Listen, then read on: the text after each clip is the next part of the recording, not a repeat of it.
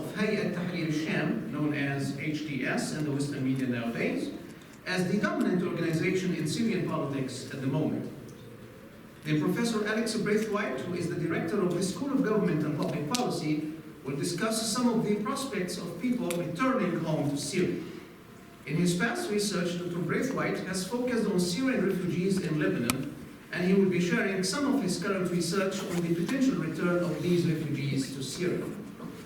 Finally, Ambassador David Dunbar, who is here with us in the room, who also serves on the CMES governing board, will speak on how the changes to Syria since the fall of the Assad regime and the new US administration could potentially impact the state of American foreign policy in the region. Now it's my distinct honor and pleasure to introduce our speaker this afternoon, Dr. John Peterson, who is a popular historian and political analyst on the contemporary Arabian Peninsula and the Arabian Gulf. Dr. Peterson received his PhD from the School of Advanced International Studies at Johns Hopkins University.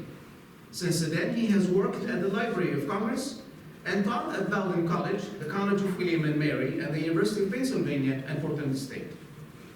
Dr. Peterson has also been a fellow at the Foreign Policy Research Institute in Philadelphia and the Middle East Institute in Washington, D.C., an adjunct fellow at the Center for Strategic and International Studies, also in Washington, D.C. Until 1999, Dr. Peterson served as the historian of the Sultan's armed forces in the office of the Deputy Prime Minister for Security and Defense in Muscat, Oman.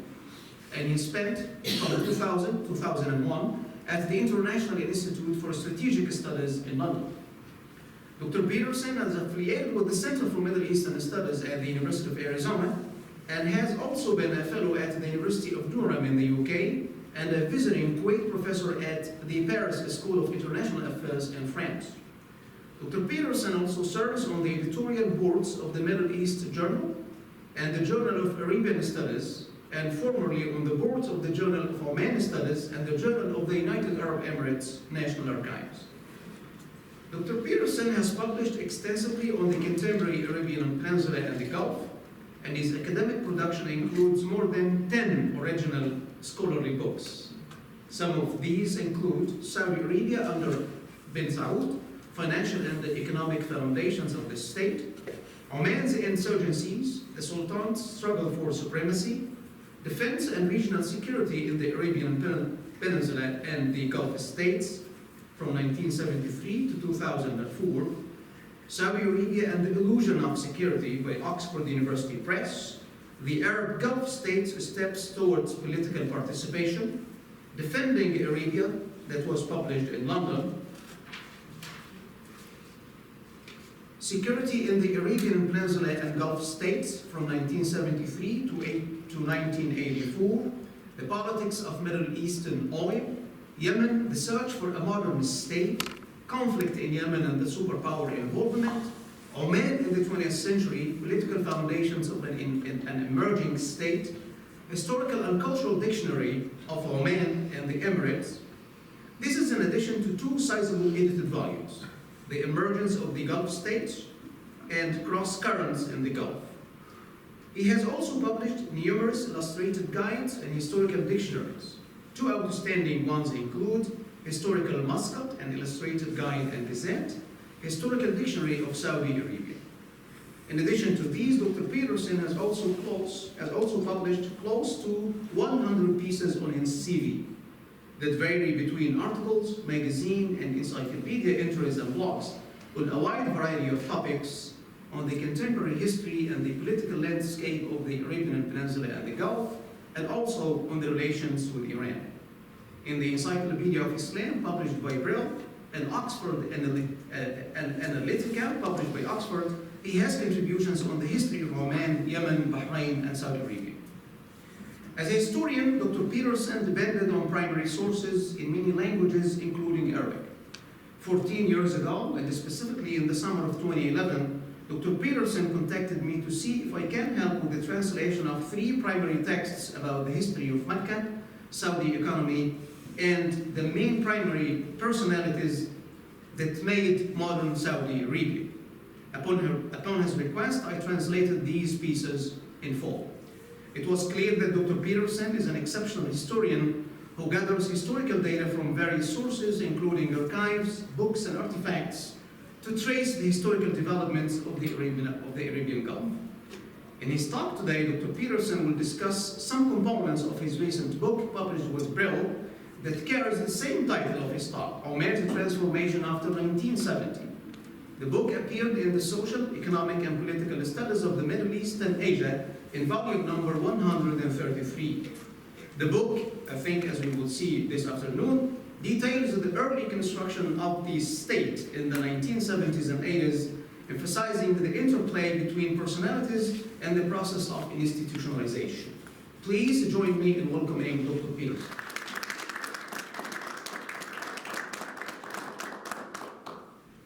Thank you for that lengthy introduction. There goes half my time for the talk. And if I were still job hunting, I'd make sure to have you as a reference. Okay. Yes, the subject is Oman, this book that I finally published after many years of interruptions and so forth. And as has been mentioned, I have considered the Arabian Peninsula from Yemen to the Gulf and Oman as sort of my geographic area of focus, modern history, politics, economics, international relations, global security, all of that. But I also have had a long and fruitful association with Oman. So this was my fifth book. This first one was in 1978, so continued up to the present, and maybe another small one on the way, but otherwise I'm pretty much finished.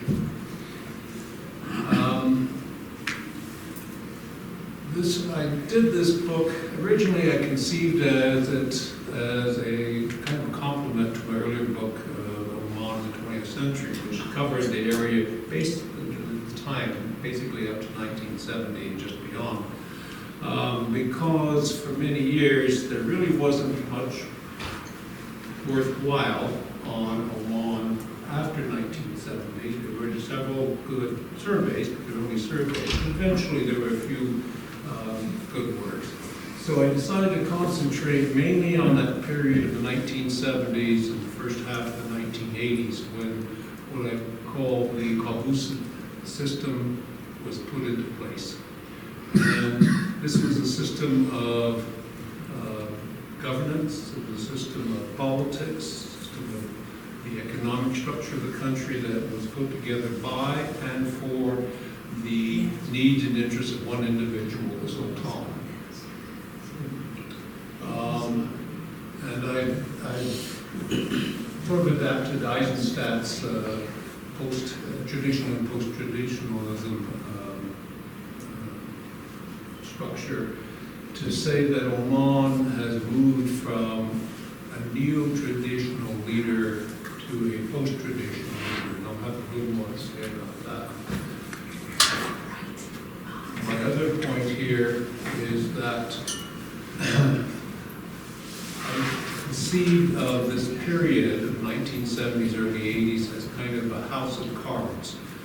Everything was very fragile in those opening years. There was personalities and the clash between personalities and figuring out who was up for the job and who was out for their own interests. And in fact, an earlier working title was considered House of Cards Transcended.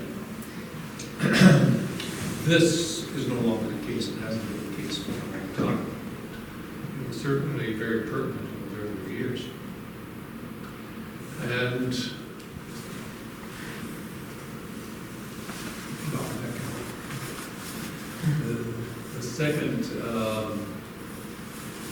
the second point of the book was to show how this Qaboosid system entrenched itself, became more permanent, and more durable, and also more legitimate, and has continued to the present and even after the death of Sultan Qaboos. And also I included some ideas about conceptual basis for these changes. which I will also discuss later. So first thing I want to say is most people think of Oman as like the Gulf states. It is a founding member of the GCC. It does have oil. It does have a lot of modern development. It's a seafaring country. I put in the camp, probably not the best choice. Foods would probably work more. The reason I put it in is there's a pastoral ethos that applies almost elsewhere in the Gulf states. And not so much in Oman, because Oman is a sedentary population for the most part. But the real point here is it's tribal. And all of the Gulf states are tribal, and that's how things operate, and that's how people perceive themselves. But there are differences, many differences. The one important one here is that Oman is a much bigger country than everybody except Saudi Arabia. And it's a country of mountains, desert, the big River Khali desert right in here, and far down in the south, which is different from anywhere else in the Gulf. It's different geographically, it's different in terms of its climate, and it's also different in terms of how, of its people. This is the only place in the GCC where the old South Arabian languages are still spoken. 4 or 5 spoken in Oman and a few in Yemen. In fact, the far culturally is probably closer, has been closer to Yemen than Oman. And Oman is also at least half the population is in Bowdoin, which is the only place in the Gulf, almost the only place in the world where you see Bowdoin. This is what I saw when I first came to Oman in 1974. Things had changed, they hadn't changed that much. I was able to get a good idea of what Oman was like before 1970, as well as what was happening. I was a bit unfortunate. This is a view of Muscat, and this is the new palace under construction. That part of Muscat had been demolished, the rest of it is still standing. It's all gone now, it's all new modern buildings. And this, I don't know whether I can make much out of this photograph, unfortunately. This was the souk in Muscat. And not in Matra, which most people know, but it was in Muscat, and it didn't last for probably it was demolished around 1980. So, 1970 is a major seminal turning point in the country. Before that, before the 1970, Oman was a very poor, isolated country. As you can see, many people, this photo. These are some of the more substantial houses within Muscat, within the walls of Muscat. Outside, people lived in barastis, these frond kinds of huts, and you can see various other places. The old palace was still on the harbor, which had been unchanged for the palace had been there for over a century. Most things in Muscat had been there the same way since the Portuguese period, 16th century, and even before. And speaking Portuguese, the two picturesque ports over in the harbor. Fort Valley was also served as the country's only prison until well after 1970. And this is a very interesting photograph because the state, such as it was extremely poor, and it relied in part for income on customs duties in the interior. And this is a customs post in Rui, which is just outside the Muscat Conservation. So, 23rd of July, 1970, big event. This is the beginning of change. Some changes had already started to occur before that. Some people would say if the coup hadn't occurred, maybe there would still be lots of change. That's quite possible. but the coup did occur. Sultan Said bin Tariq had ruled the country for nearly 40 years single-handedly. For the last 12 years of his reign, he moved out of Muscat to Salalah, which is far in the south of the country. And he lived in this palace by the sea. This is just to show Salalah is full of coconut groves, much unlike the rest of the peninsula.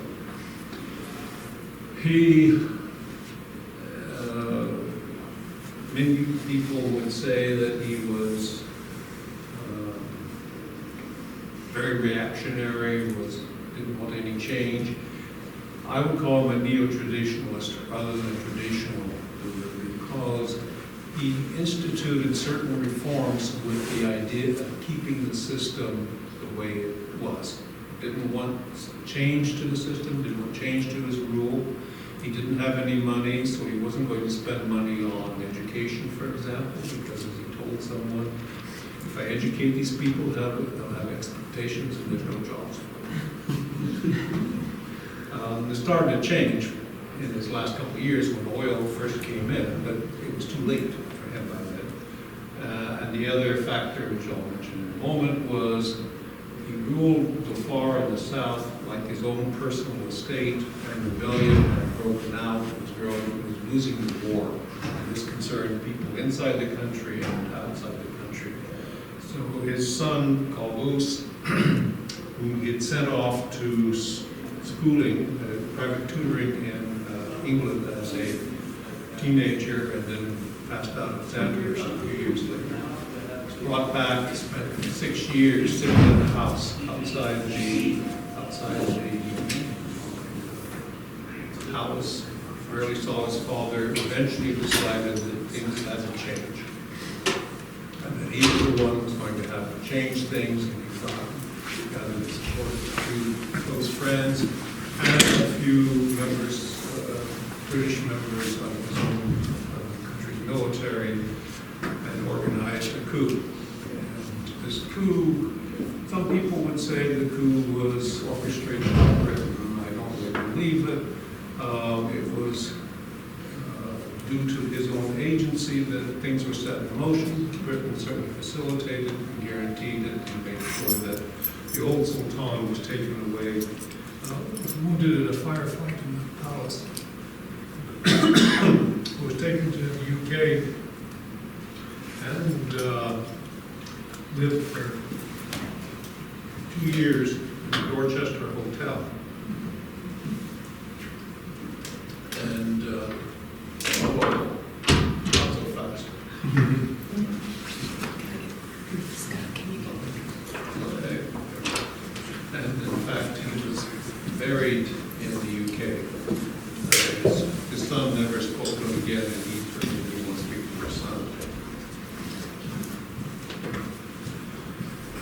So, Sultan Qaboos, as I said, he was an Amherst man, had some military experience, but had no idea of how a modern state should be organized. He, in fact, had never set foot in Muscat, his capital, until he became Sultan.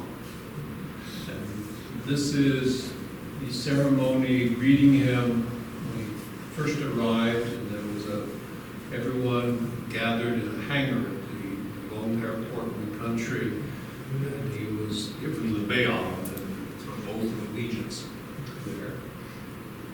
And to be decked all the ways into Muscat itself in celebration.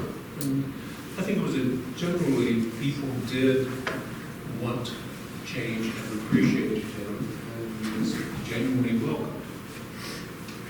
One of the other things, he spent the next few weeks traveling around the country to actually see these places he now ruled that he'd never seen before, and took the first steps to opening up the country internationally.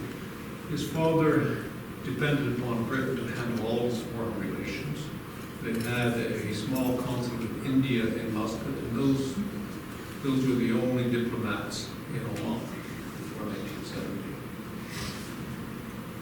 And this is Sheikh Zayed of Abu Dhabi, who came and the first of the Gulf leaders to pay his respects to the Sultan. So, starting to build a new state from scratch. How do you do that? You are young Qaboos. How do you know what to do? Well, this was a big question. First of all, his father, as I said, ruled the country single-handedly. He ruled it from Salalah, ruled it through certain members of his family, one sheikh in particular, and used his radio telephone. Well, Qaboos wasn't going to do the same, but he wasn't really sure. And one of the things he needed to do was establish his authority, his control, to decide what it was going to be a modernizing state, a constitutional monarchy, or one-man rule. And in order to get things rolling, he had to rely on a circle, I call them there, trusted advisors, the people that were around him, and to bring in other people that were vetted by the British government, which had a very strong role to play in this process. Particularly, they called for Omanis to return home. Because Oman had been so poor, I would estimate that 50 to 100,000 Omani men were working outside of Oman, mainly in the Gulf. The connections with East Africa were still strong. Many of them returned home, including many of the few educated Omanis who were not allowed to work had to get their education outside the country in defiance of the old Sultan. And worked in places like Abu Dhabi and Saudi Arabia and elsewhere, came home to help build a new state. To establish the priorities, he signaled in his inaugural speech that development was the order of the day. Okay, what do you want to do? What do you want to do first? Well, you want to educate children. You need schools. Well, you need expatriate staff because there weren't enough Omanis educated to teach. You have to build the schools, but to build the schools you need materials. To get the materials, you have to build a port so they can be imported. To get them from Muscat to the interior, you have to build roads. So there was all this to and fro. Interim planning, let's do this first, no, let's do this first, let's do that. And a lot of this was wrapped up in individual politics. We tried to grab a little power here, a little power there. As I said, the old Sultan had allowed Britain to handle all of his international affairs. This would no longer work. So within several months of the Sultan coming to power, a mission was sent out to all the Arab countries to introduce the country and to seek assistance, both material and manpower, and also to join international organizations and to establish diplomatic relations with Western powers and so forth. And a big priority, of course, in all this was to win war in the far. This war began as a tribal rebellion, turned into a national struggle, and then became a Marxist revolution. And by 1970, by 1969, 1970, the government was clearly losing. Its armed forces had been created by the British and were officered and commanded by the British. But the old Sultan was very reluctant to provide money, to buy arms and so forth. And this changed after Qaboos came to power because, after all, he was a military man. He served for a short period of time with the British Army himself, and he knew what the stakes were. This was a long drawn-out guerrilla war. You can see what the terrain in the far is like. This is the Hornbeam Line, which was an attempt to interdict enemy supply across from the western part to the eastern part. Britain was very instrumental in helping the Sultan. In the latter stages of the war, Iran was very important in this. Jordan provided assistance. On the other side, the Popular Front, used refuge in South Yemen, People's Democratic Republic of Yemen, and had support from first the Soviet Union, then China, as well as Cuba and East Germany. And eventually, the battles were won, and the Sultan declared the war over in December of 1875. It wasn't quite over, but for all intents and purposes, and one of the major reasons was not just that the armed forces of Oman were stronger, but also they encouraged the guerrillas, particularly the people of the mountains, called Qaboos, who had gone over to the front to surrender, and they established their own little units up in the mountains to defend their villages. And eventually, nearly all of the members of the front returned to Oman, some very late. I won't go into the battle about the big turning point in the war. So, how do you build this new government? I've alluded to this. This is Tariq bin Taimur, is the Sultan Qaboos' uncle, who had basically grown up in Germany, attended military college in India, and come back. His half-brother Said never gave him a real job, and eventually he went to exile, became a businessman in Europe and Cyprus and Beirut. And in the late 60s, he decided that his brother had to be overthrown for the good of the country, and that he was the man to do it. And he was stopped from actually taking the action when he was told that Qaboos was the man to do it himself. So he returned to become prime minister. And here we had a problem between the two of them. Qaboos wanted to be ruler like his father. Tariq had earlier proposed a constitution for Oman, a constitutional monarchy. Much in a European example. Qaboos didn't want it. Qaboos had his advice. The two men they hadn't met before 1970. So they didn't know each other. They had radically different ideas of how this country should be run.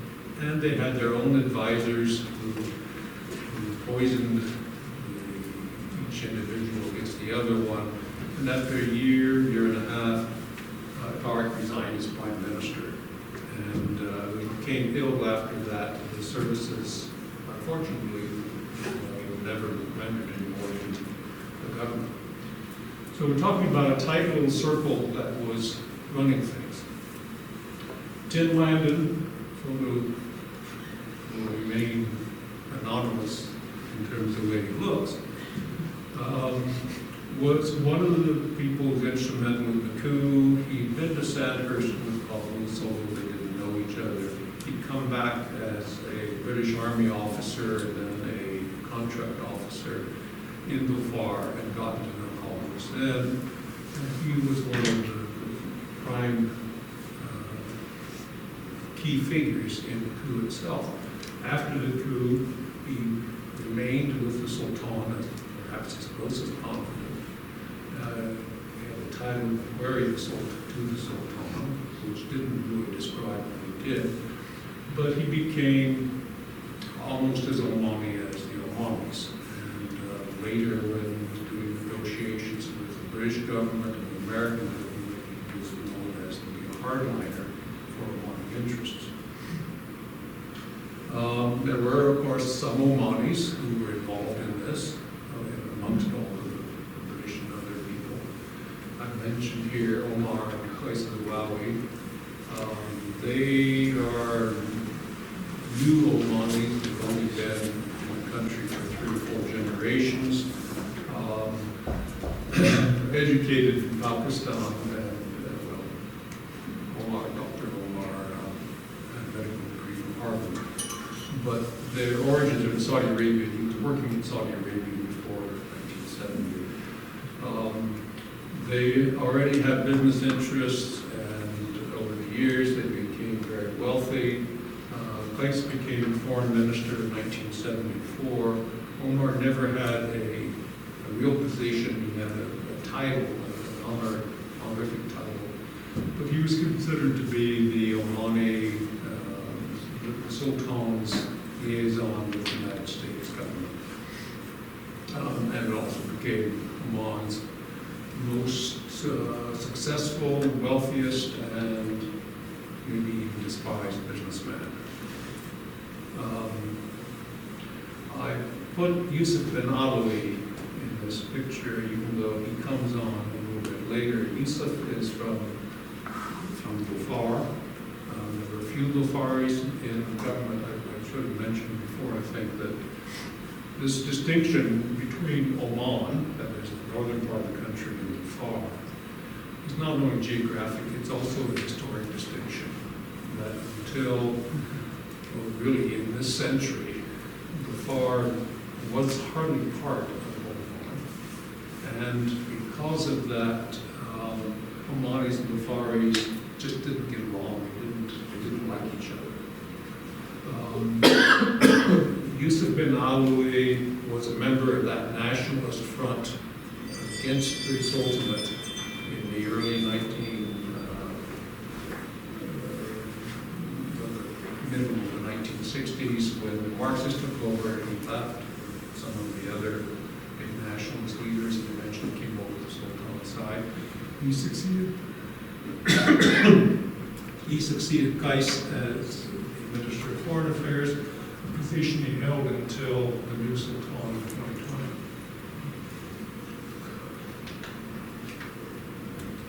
Okay. Others who were involved in this period.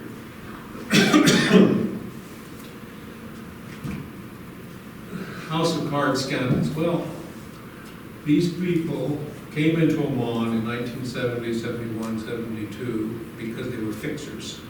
They knew how to get one person connected to someone else, how to do this, how to do that. Foremost amongst them was Robert Anderson, who was Secretary of the Treasury in the Eisenhower administration. Eisenhower allegedly wanted him to run for president, which he declined. He was a good friend from Texas. He was a friend for many years of both Lyndon Johnson and Sam Rayburn. So he's well connected. After he left office, he became a businessman and a broker around the world. And I'm not quite sure how, but he also ingratiated himself to future presidents from Kennedy on, and of course Johnson, who used him as an intermediary with foreign leaders, particularly in the Middle East, with Sadat, with King Hussein, etc., and King Faisal. He somehow was connected to Hassan Shakir and Yahya Omar. Hassan Shakir is a Turkish Saudi. Yahya Omar was a Libyan. Fixers who did things around the Middle East. But that trio guaranteed that Sultan Qaboos could travel to Riyadh in 1971 and meet King Faisal. This may not seem like a big thing, but Oman and the Al Saud had traditionally been enemies for well over a century. The Al Saud had invaded Oman on various occasions. And King Faisal was very suspicious. He didn't like the old Sultan. He didn't think he would like the new Sultan. They brokered this connection. They also made a lot of money out of Oman. I couldn't tell you how much, I don't know, but it was very substantial. They also had connections to the United States government, and there are lots of shady characters him out of the CIA. And in fact, how many remember Shirley Temple? I'm not saying that she was CIA. Shirley Temple, right? She has a connection to Oman. She married Charles Black, who was a career CIA man who had a little company, and they managed to get a fishing survey contract of Oman through the good offices of Anderson. And because of that, presumably for surreptitious listening in all the countries around the Indian Ocean. There was another connection I just discovered recently. A former U.S. ambassador to Oman died recently, John Countryman. Probably know Dave. Yeah. I hadn't known this, but he was a child actor in Hollywood, and he was in films with Shirley Temple until Shirley Temple's mother wanted him removed because he was getting all the attention. And it all comes full circle because Shirley Temple became a diplomat too. He was ambassador to Oman. Okay. Robert Anderson went on to fry bigger fish. Hassan Shakir and Yahya Omar, they're not really much concerned with Oman anymore, but they got their money's worth out of it. The Sultan was quite aware of this on the positive side. They were able to fix things, they were able to bring in contracts, they knew how to get things organized. On the minus side, it cost a lot of money. Where the balance lies is impossible to say. The Zawawi brothers again. All of these figures became known as the Muscat Mafia. That's what people in the country and out of the country called them, because they were there to make sure everything worked to their benefit. And Omar Zawawi was a member of this Muscat Mafia from the beginning, and he managed to get his brother implicated. Tim Landon was a part of it. The effects are still being shown. I mentioned the Zawawis in particular because in the late 70s and early 80s, they began doing things which weren't exactly considered cricket. Omar Zawawi was selling Omani oil to South Africa during the apartheid regime. The two of them were involved with Rhodesia. The plane, Cargo Oman, was a little operation, supposedly an Omani cargo operation, but it was in fact Rhodesian. And it was trading under Omani colors, but sending all of its profits back to Rhodesia at the time that it was under sanctions. Well, later, Omar hooked up with this guy, John Joyce. John Joyce was a Dutch oil trader who got involved in so many things. Between the two of them, they created the Oman Oil Company, ostensibly to trade oil, but they got into all kinds of mischief, including a big role as a Caspian Pipeline Consortium. And we asked what Oman has to do with the Caspian Pipeline. Well, the answer is nothing to do with it, except that there was money to be made there. And there was a big accident with the Sultan in the 90s. And Qais was killed, and Omar was injured, and Joyce was bought off and left the country. Both he and Anderson, well, they ever served time, but they were both convicted of criminal enterprises. At the same time, the Sultan increasingly adopted this royal persona that he was able, and everyone had to look up to him and obey him. This Qasr al-Alam Palace was built in Muscat. When I was there in 1974, it was a monstrosity because it just destroyed the character of the city. Well, everything within Muscat inside the walls has been replaced by royal trappings. So it doesn't look so out of place anymore, unfortunately. He never lived there. This was only a ceremonial palace. He had 2 other palaces in Muscat, 3 in Salalah, and what he called a farm in Sahara, which is farther along the coast. And I put this photo of the roundabout there because don't those look like nice palm trees? They're all uniform and everything. Well, they ought to be because they're artificial. If you've got the money, you can do that. Everything, he ruled by himself, much like his father. Because the family was small and weak, there were no challenges brooked. And because, if you go to Saudi Arabia, you have King Faisal this, King Abdulaziz that, King Salman this, they're all represented. And that's true in all the other Gulf states.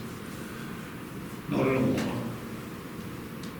The Sultan Qaboos Grand Mosque, which really has no place in Oman. The Royal Opera House, because he's a very big fan of classical music, Haydn in particular, and opera, so he built this beautiful building. The Sultan Qaboos Highway, the Sultan Qaboos University, Sultan Qaboos this and that. What made all this possible? Of course, it was oil. I just stuck it into, this is a photograph of Fahoud, where oil was first discovered in about 63, 64, way into the interior. And this is a photo of the first ship offloading oil in 67, 68. You can see how much oil production rose over the years to approximately 1 million barrels a day. It's not great by world standards, but by Omani standards, it's very essential. But you can also see in the lower graph the percentage of Oman's revenue from oil. And it's declined, but we're still in the range of 75% of the country's income comes from one product. And this is not sustainable over the long run, obviously. So the many different avenues of economic diversification have been introduced. LNG came on late in the 90s and the first decades of this century, but it will never replace oil. It doesn't have the income. It only has a fraction of the income that oil produces. Tourism, Oman, even in the 70s and 80s, Oman completely closed off with nothing. No tourist visas whatsoever. It's opened up more. Tourism, maybe it provides 3% of the economy, not very much. But it does have the advantage, it provides employment. And the hospitality sector in Oman is thriving because of the tourism throughout the country. It's a very chic destination. If you haven't been there, you travel easily. And Dukum, I put in these photos. Dukum is a spit of land on the Arabian Sea, about 200 kilometers from the nearest town. This is in the 1950s, the oil company set up a temporary camp in the little bay of Dukum. I took this photograph in the 1990s. You can see there's nothing there. This is the port today. And it's not just a port, it's a dry dock. There are 3 military installations, American, British, and Chinese. There's a huge refinery, petrochemical industries, et cetera, et cetera. Oman is banking a lot on Dukum as providing the necessary diversification we need in the future.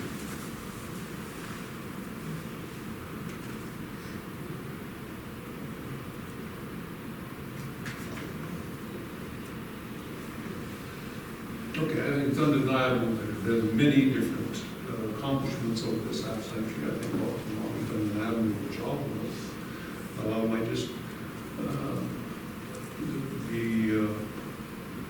These were the schematics for the port in Matwa. And this is the port that it operates. In fact, now it's no longer the main port of the country because there are other ports. It's only for cruise ships. But I put that photo in because this port was begun under the old Sultan. By all rights, it should be Sultan Said port. Alpha-ware, this is, I snapped this photo in 1974. This is what it's like now. And you know, great material changes to the interior, as you can see. And of course, in education, health, all the social services. Look at how the numbers have just increased year after year after year. Especially the mobile phones. There's more mobile phones than there are people. There's only about 5 million people. The problem with all of this great prosperity is that how long is it going to last? And oil, of course, we know is a very volatile product. Price goes up, the price goes down. Well, if most of your economy is based upon oil, and the price goes down, you can't just stop spending. And so there's great debts. And the government has come to near financial ruin on various occasions.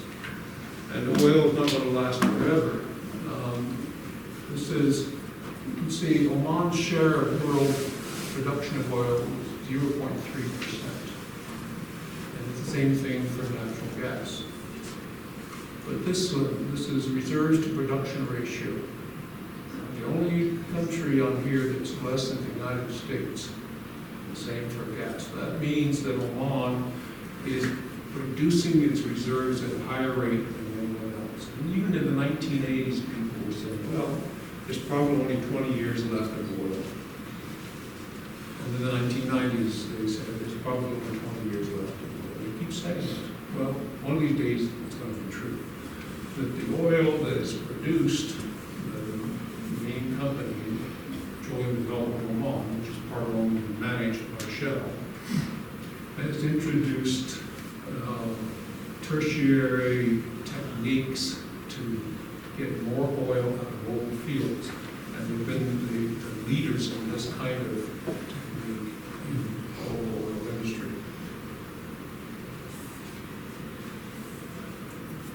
What happens if you have a country that is run by and for one person? Well, they're lucky they got a very good person for this job. But also, there's going to be inevitable shortcomings, and one of these is he's going to die. And so there was an uncertainty over who would succeed him for years. And nearly everyone agreed that they would be one of these three sons of Sultan Qaboos. He had 8 children, 7 sons and a daughter. The daughter was married briefly to Sultan Qaboos. It didn't go well. Sultan Qaboos never had any children, so he had to go somewhere else. And so the betting was over these 3 brothers. Asad had been commander of the armor and was very popular, and Sultan moved to Muscat so that he could keep an eye on him.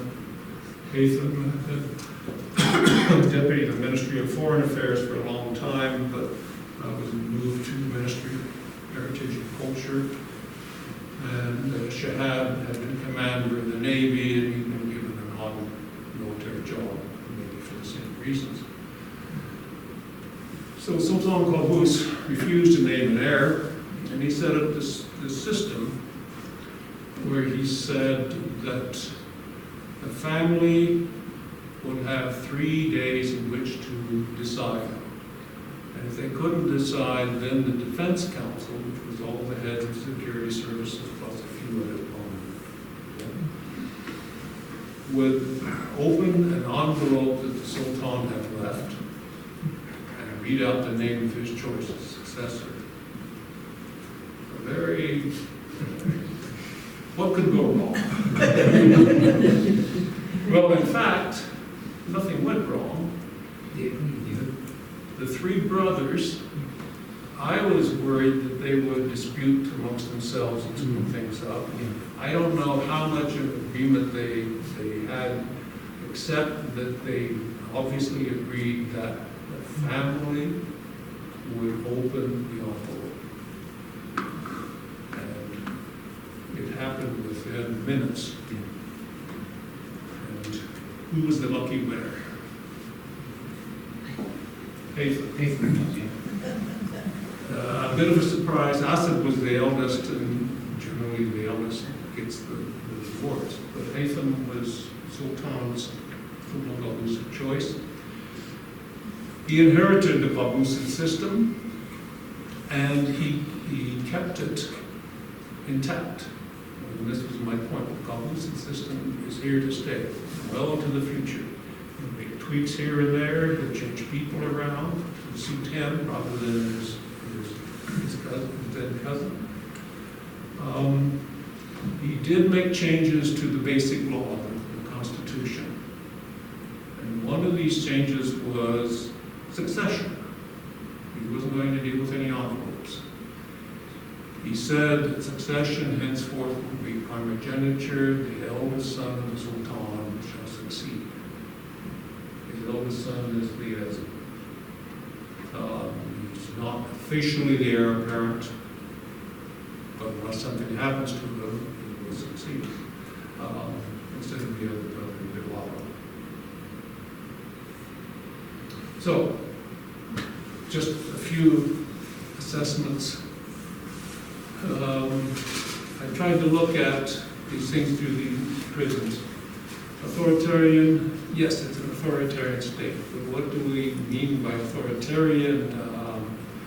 I think that Sultan Haitham, like his predecessor, enjoys the legitimacy of nearly all Omanis.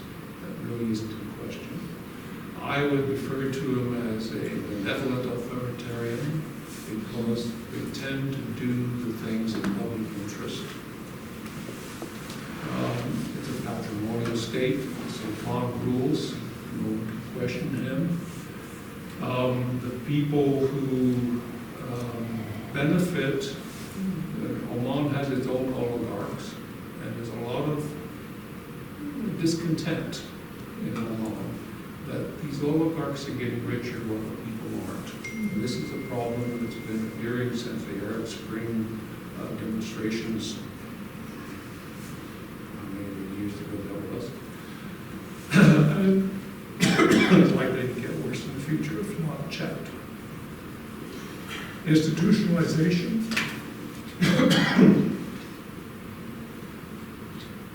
Well, the succession process, you might say, was an example of institutionalization.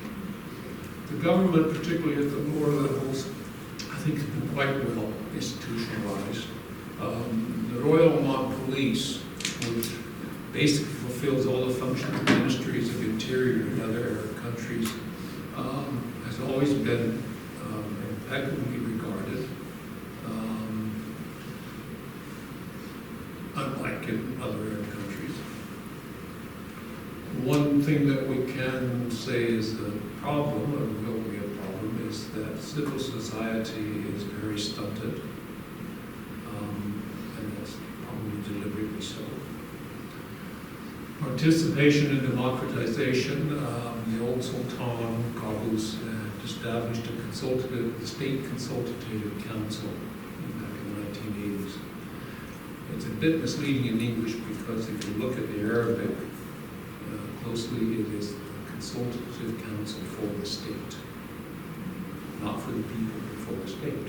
And that's what it was meant to do. You ask people what their opinion was, and then you do what you like. It's been transformed into a Majlis Shura. And Shura,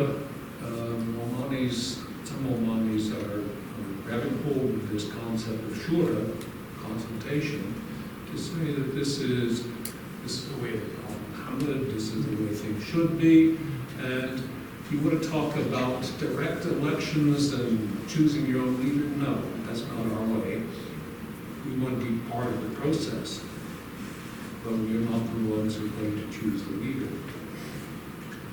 So if you talk about a democratization process in Oman or any of the other Gulf states, this is what you run up against. Either right or you're wrong, only time will tell. Resource course and volunteerism. There's been a lot of critics of volunteer theory, and quite rightly so. I think Oman has moved beyond that. But maybe there is a resource curse. Before 1970, what did Oman depend upon? Three things: agriculture, fishing, and any wealth that was created in the country came from overseas interests. In the 19th century, this was Zanzibar, for example. After 1970, agriculture and fisheries, they employ people, but they represent 3 to 5% of the economy. And water, like everywhere else, is running out. Muscat itself is three-quarters of a million people, which uses entirely desalinated water. Dependency and imperialism. I know dependency is a very old idea that many people don't think of, but there's some value in this, that Oman is very close to Britain, has always been. Sultan used to visit all the members of the royal family when he went to London, and they used to come to Oman quite regularly. And the oligarchs and senior members of the government are all Anglophiles, and their interests seem to be bound up with England, the UK, as much as they are with Oman. And this can be a problem in the future as well. Implications for modernization and legitimacy. What we mean by modernization is a kind of words that could be mentioned, I suppose. Legitimacy. I mentioned short, what do people in Oman want? And I can't say for sure, no one can say for sure, because no one's actually polled the country in this respect. But you go back to these demonstrations in 2011, Sohar and other places, people were complaining, young people particularly, complaining they had no jobs, and they were rich and corrupt people in Muscat. Did they want the system overthrown? Did they want to get rid of the Sultan? No. They wanted the system to work the way it was supposed to work. They wanted the jobs. The Sultan Qaboos obliged, and he announced that 50,000 jobs would be created, which would not have been a good thing. He fired some of his ministers. I happen to think they were ministers who'd been there too long anyway, so he couldn't be losing very much. But basically tried to answer these things in the way he could. You jump forward to today, you still have the same problems of unemployment because the education system has ballooned, and there are, I don't know how many thousands of young minds, men and women, looking for jobs and not finding them.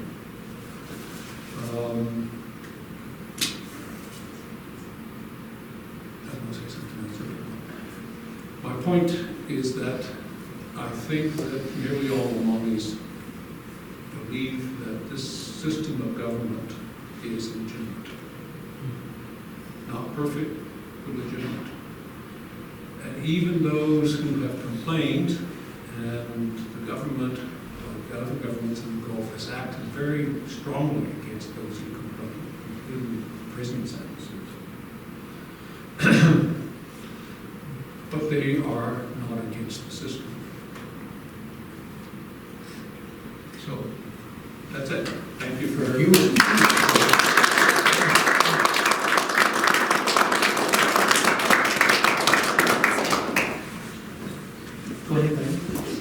Sorry.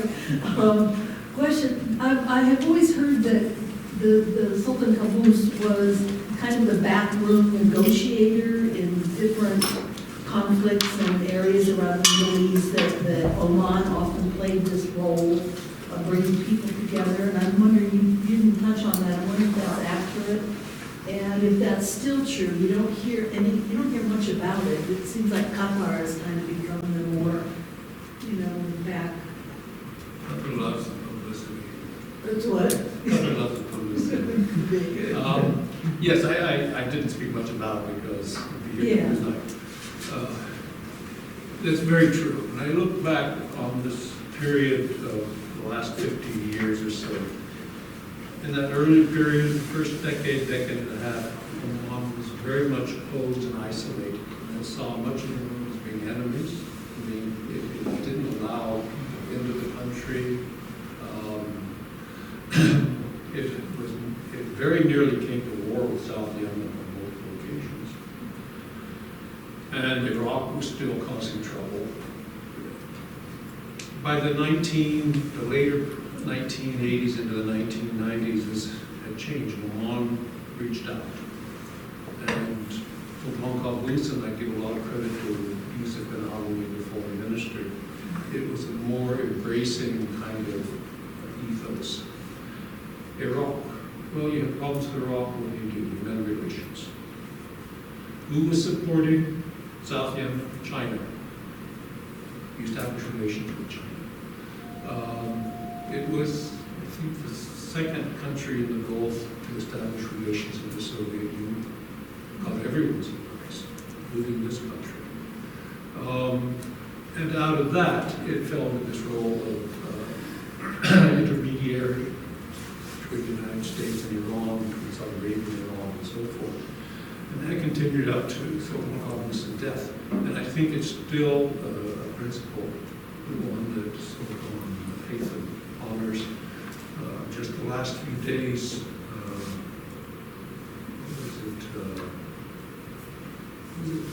some people were held in Yemen by the Houthis. But they were released. Oman went to Sana'a, picked them up, and took them back to Eastern Europeans. It's the crew of a ship or something. That's right. The galaxy that the Houthis had scuttled a year and a half before. Thank you. Go ahead. Could you kindly say a few words about the population of Oman and the role of the expatriate population in Oman, and what is the nature of relationship between them? One thing I noticed from one of the tables that you presented, that life expectancy of the population of Oman is quite at par with other countries in that region. So if it is an indication of development, things are moving, seems to me, in the right direction. But is the immigrant population a major factor in its development or non-development? Is there tension between them? Like this, please say a few words, sir. Yeah, that life expectancy is an honest development over the years. And I was thinking about that. It includes people who still were not born in 1970. So once you work your way through that cohort, that life expectancy is likely to increase even more.